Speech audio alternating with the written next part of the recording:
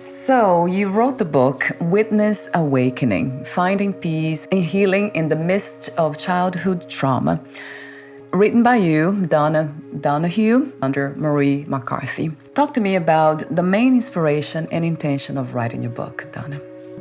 I was in this 2-year crisis phase, and at that point I had about 15 years of journaling tucked away.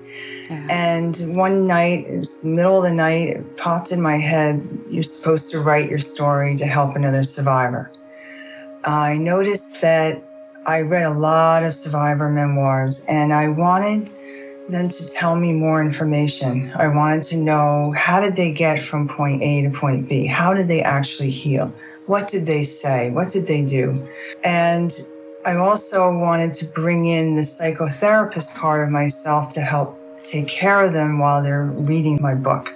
So I took about 9 years going through all my journals and, reworking the book over and over again, which was very challenging. I have several learning disabilities, and I just thought it was the craziest thing for me to write a book.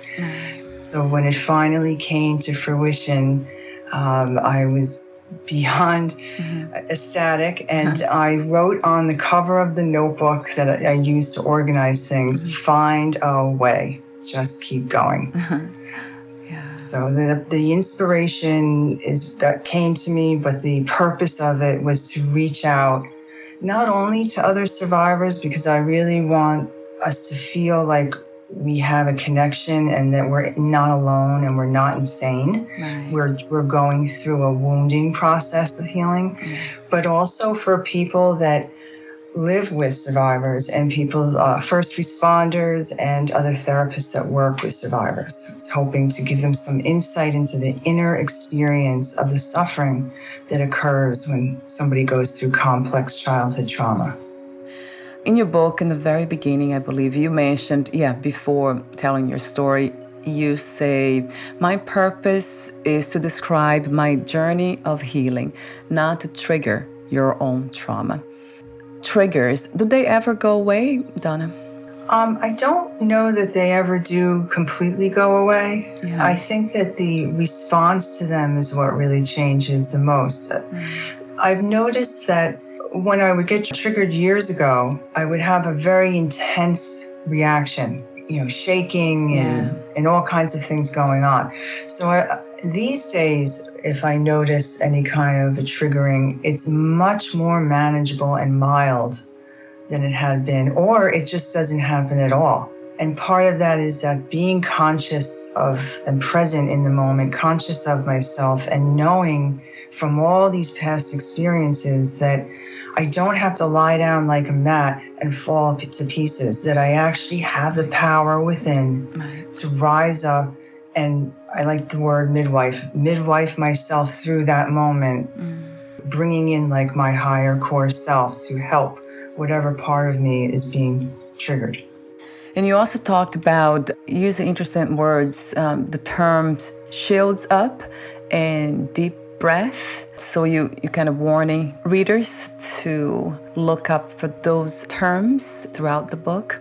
Why did you use those words specifically, shields up and deep breath? And I love your empathy, that's thinking about the others, and in a very nurturing way. It's really beautiful. Oh, thank you. The shields up, part of my recovery work was that I learned that I was very open and vulnerable, so that when I needed to be mindful when I was going into situations to protect myself, that I could do that's a possibility.